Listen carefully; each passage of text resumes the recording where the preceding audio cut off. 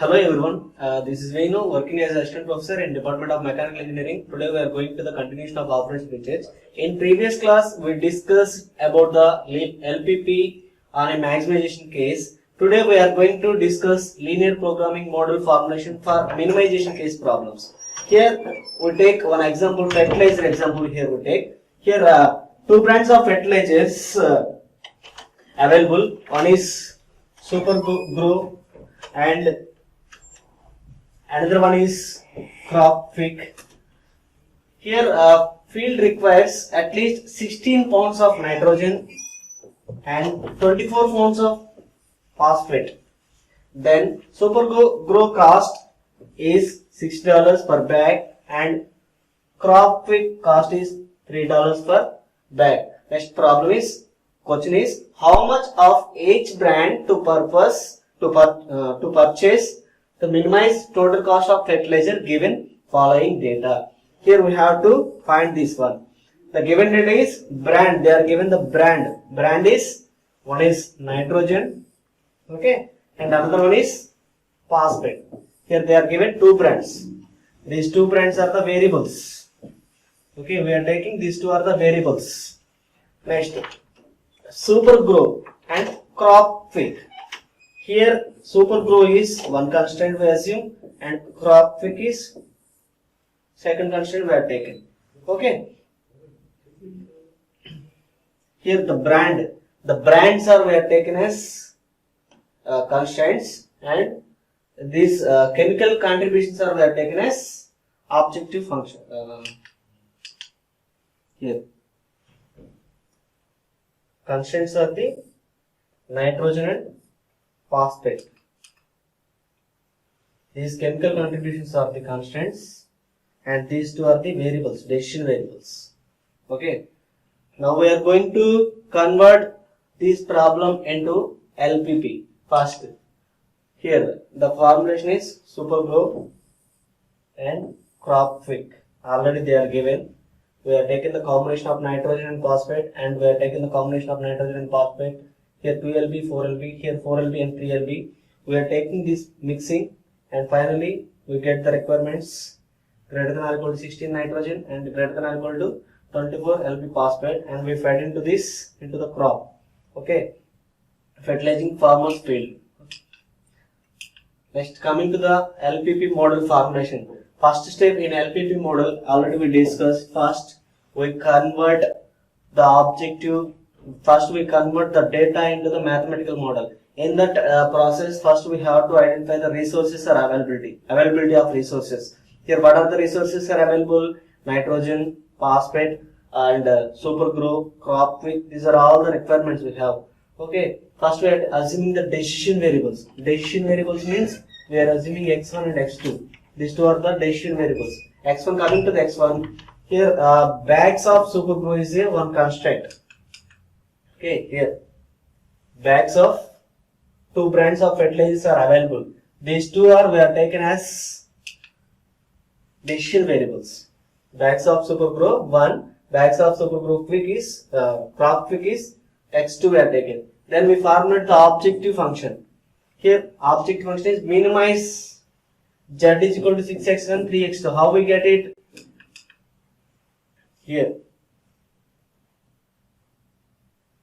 Super Grow cost is a function.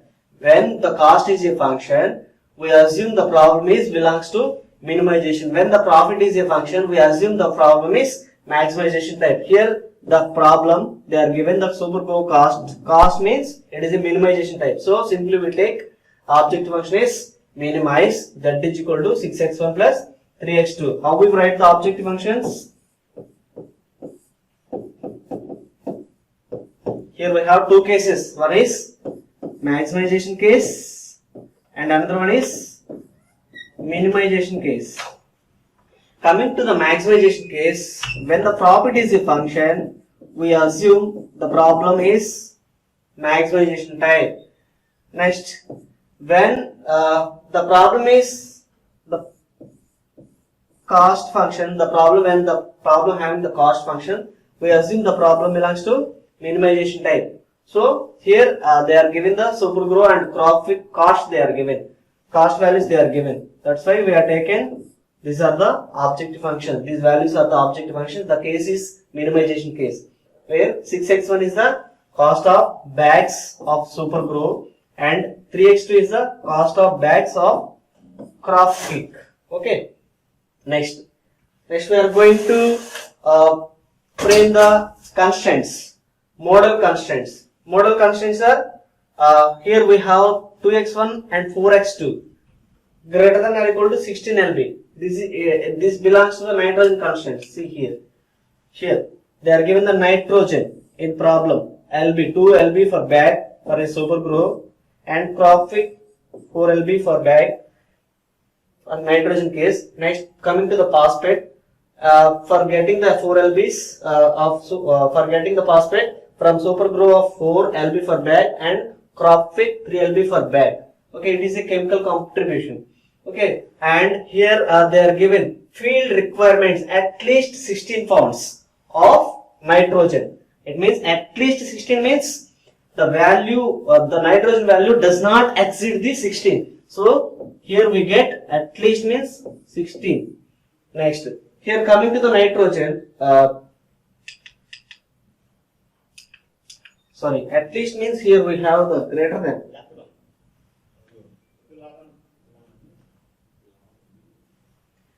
At least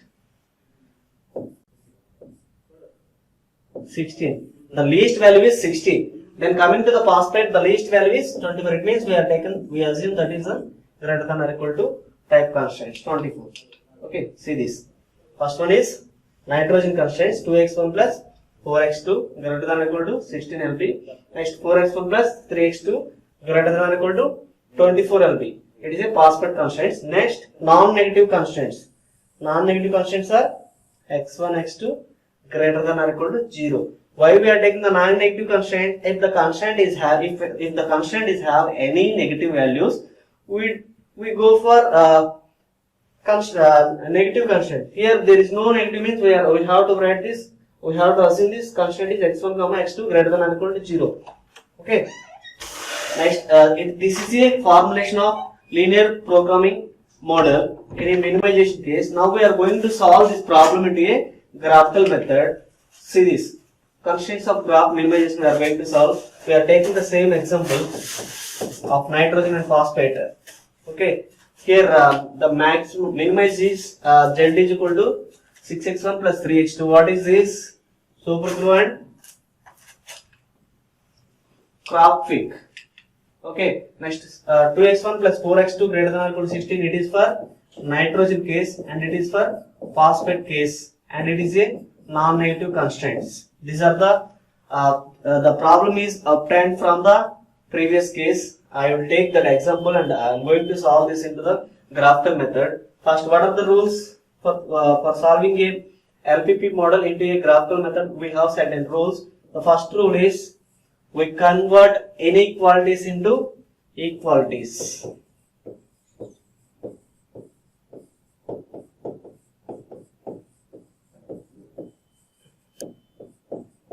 How we convert the inequalities into equalities? Here directly we take 2x1 plus 4x2 greater than or equal to 16 are there. Simply we write 2x1 plus 4x2 is equal to 16. We can assume like this. And 4x1 plus 3x2 is equal to 24. Sorry, this is 4x1, not x2.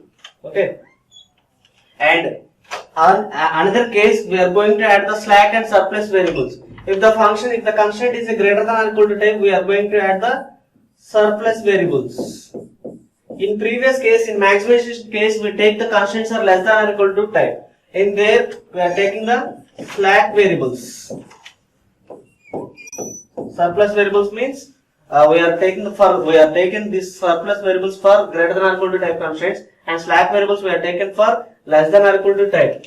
Surplus means we are going to subtract s. Here we are going to add s value. Okay, for balancing the for converting inequalities into equalities. The slack or surplus variables are very minute value. It doesn't affect anywhere. Okay. First we are going to convert the inequalities into equalities. Then find the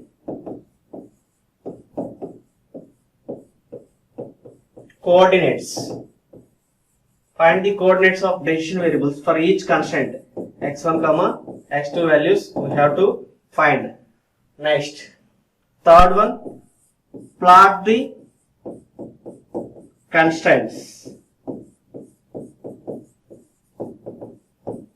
Plot the constraints based on the coordinates and based on the coordinates. Okay. Next, finally, find the region. What region we are going to find here? Feasible region. Feasible or infeasible, whatever it may be, we are going to find the region, feasible region. Next, finally, we found the optimal value.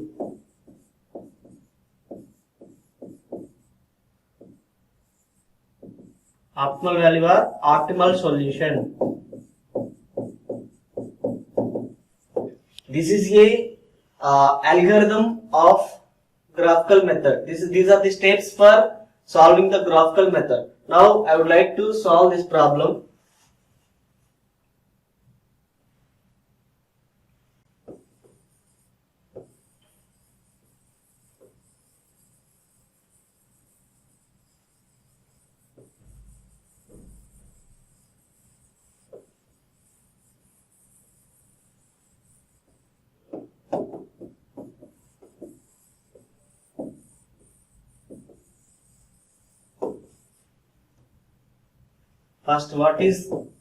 First step? We convert the problem into LPP model. Already the problem is in LPP, so no need to convert again. Then second step, we are going to convert the inequalities into equalities. Here we have the two equations. First we convert these two. Okay, before we are going to convert this, based on the constraints, we have to take the objective function. Here we didn't add any variables, any special variables. That's why I am taking the object function is as usual. Z is equal to 6x1 plus 3x2. Okay. Next, we convert inequalities into equalities. 2x1 plus 4x2 is equal to 16. Directly I converted this one. Okay. And I give equation number is 1 for this. Next, second one, 4x1 plus 3x2 is equal to 24. I give equation number 2 for this. Now I am going to find the coordinates for each equation. How we find the coordinates? First we take the equation 1. From equation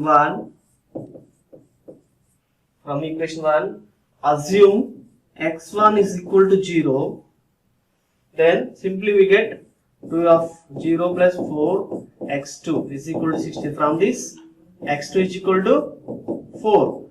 Then here we get the coordinate is 0 comma 4, first coordinate. If x2 is equal to 0, we get another coordinate. Okay. If x2 is equal to 0, we get another coordinate. That is x1 coordinate we get from this. 4 of 0 is equal to 16. Here x1 is equal to 8. The coordinate b is 8 comma 0. Similarly, we are going to find coordinates for second equations. From equation 2, we are going from equation 2, we find the coordinates. x1 is equal to 0. We assume x1 is equal to 0. 4 of 0 plus 3x2 is equal to 24. What about the x1 value?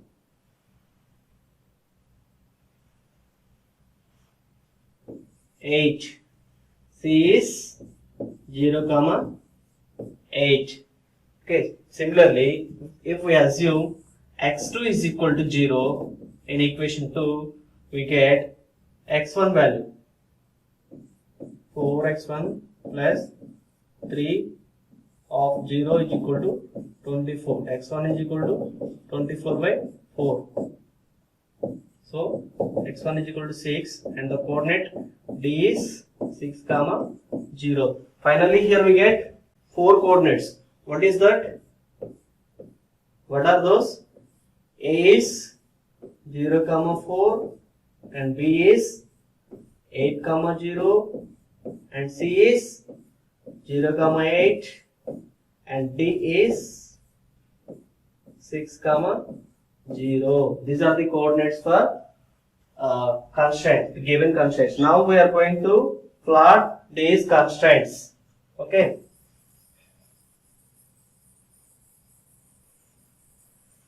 In x-axis, we assume x-axis is x1 decision variables. We are going to plot x1 decision variable in x-axis, and we are going to plot x2 variable in y-axis. Here we have minimum values. The highest value is 8. That's why I would like to take the scale is 2 units per axis. I am going to draw the coordinate axis. This is for x1, this is for x2, and 0, 2, 4, 6, 8, 10. Here also 2, 4. You have to plot this into a graph, then you get accurate values. 6, 8, 10. Okay. Then coming to the first constraint. What is the first constraint? 2x1 plus 4x2 is greater than or equal to 16. Okay. What are the coordinates of this constraint? These two are the first constraint coordinates. So 0 comma 4. 0 means x1 and 4 is x2. 0 comma 4. This is for A. Next B. 8 comma 0. This is for B. Now we are going to connect these two. Why we are connecting these two? These two coordinates are belongs to the first constraint. What is the first constraint? First constraint is 2x1 plus 4x2 greater than or equal to 16. Okay. Here now what we are doing? After plot the constraint, we have to shade the area based on the availability, based on the constraint. If it is a less than or equal to type constraint, we are going to shade the area towards the origin. If it is a greater than or equal to type constraint, we shade the area upwards the or opposite to the origin. Here it is a greater than or equal to type constraint. So simply we shade this area. Okay, this area belongs to the first constraints. Okay, then second one, 4x1 plus 3x2 greater than or equal to 24. Then what are the coordinates for that? C is 0 comma 8. C 0 comma 8 and D value. D is 6 comma 0.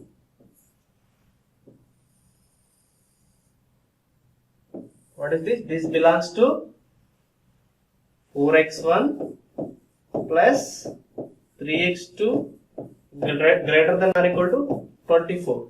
Okay, it is also greater than or equal to type. So again we are going to shade this area.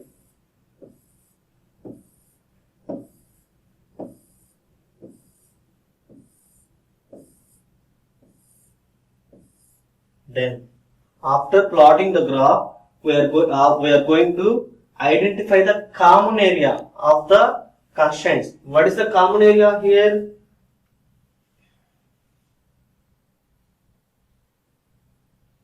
Here the common area is common area means where the two plots are combined, and where this is here we have, and here we have. In this region, this is a common area. We don't know the boundary. Just for example, For understanding purpose, I drawn this boundary, but actually here we didn't have boundary. Here only we have the lower boundary. We don't have the upper boundary. Okay.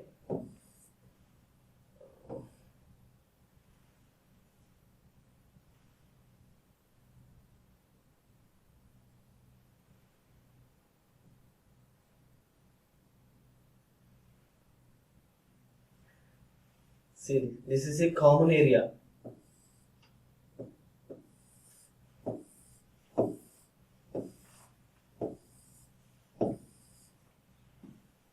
Common area for all constraints. And this region is also called as the feasible region. This region is called feasible region.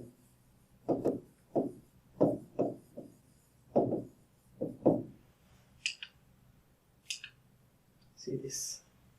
These two are the two constraint plots, graph of both model constraints. Next here, this is the feasible solution area. Okay, what we seen in this graph, and this is the optimal point. Okay, this is a feasible solution area. Next, coming to the optimal solution point, here we have this. This is the optimal solution point. From this coordinate, we get the optimal value. We substitute this value into the minimization objective function. Then we obtain here. This is the optimal point. Simply we substitute that point into the object function. Then we get the final value. Next, we are going to add the surplus variables to the constraints. So far we discussed, we convert directly inequalities into equalities. If we take surplus variables to that, we are getting the solution. First, we are going to know what is the surplus variable. A surplus variable is subtracted from a greater than or equal to type constraint. If it is a less than or equal to type constraint, if we are going to convert that inequality into equality, simply we are adding the slack variables. It means simply we take the plus if it is a less than or equal to type. If it is a greater than or equal to type constraint, we are going to add the surplus variables for greater than or equal to type. Surplus means minus we are adding. Okay. Here we take this. Subtracting surplus variables in the former problem. Same problem I take here. I took for this example also in previous problem I took here 2x1 4x2 minus s1 is equal to 16, 4x1 plus 3x2 minus s2 is equal to 24. Okay, see this. I take the previous example and I added the surplus variable to that example. After adding the surplus variables, we are going to add these values into the object function.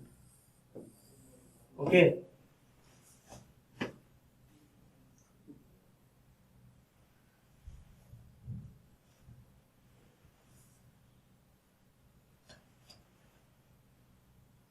If you take any variable in this constraint, you have to add those variables in the objective function for balancing the objective function and constraints. Okay. Here now we are going to find the optimal solution from this example. Here we have only two variables, variable 1 and variable 2. That's why I would like to choose graphical method. They didn't ask anyone to solve the problem by using this method, so and so method like that. They didn't ask. That's why I am choosing based on the decision variables. I am choosing the optimal solution. First one is the we have two coordinates. That's why simply I would like to take the graphical method. What are the rules for graphical method?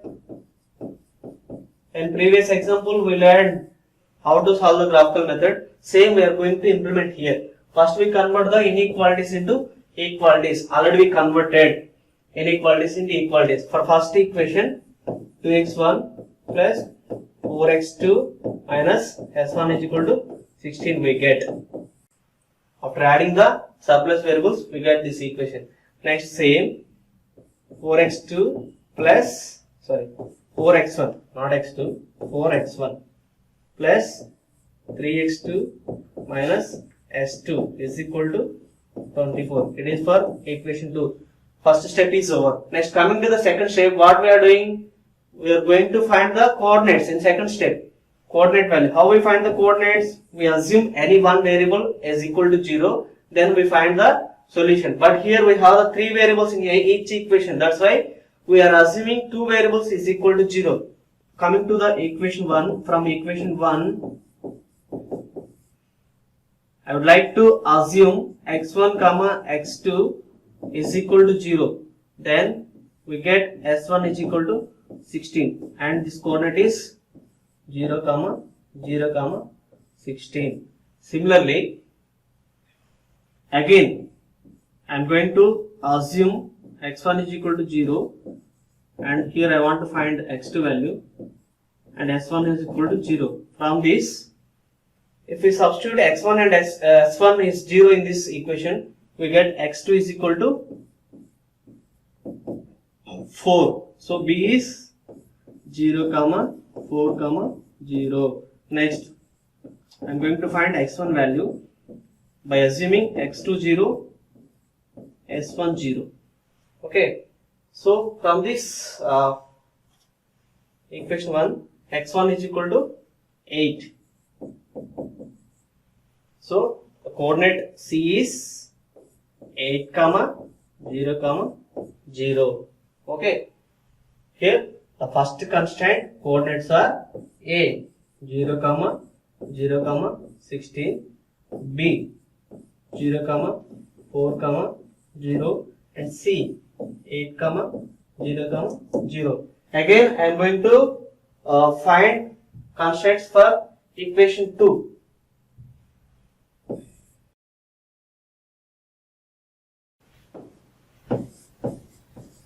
From equation 2, same here. First I would like to assume x1 comma x2 is equal to 0. From this s2 we are finding s2 is equal to 24 and I give the constraint name is d 0 comma 0 comma 24. Okay, then we are going to find the x2 value by assuming x1 comma s2 is equal to 0. From this x2 is equal to what we get? x2 is equal to 8. So E is 0 comma 8 comma 0. Next, we are going to find the x1 value by assuming x2 comma s2 is equal to 0. Okay, here x1 is equal to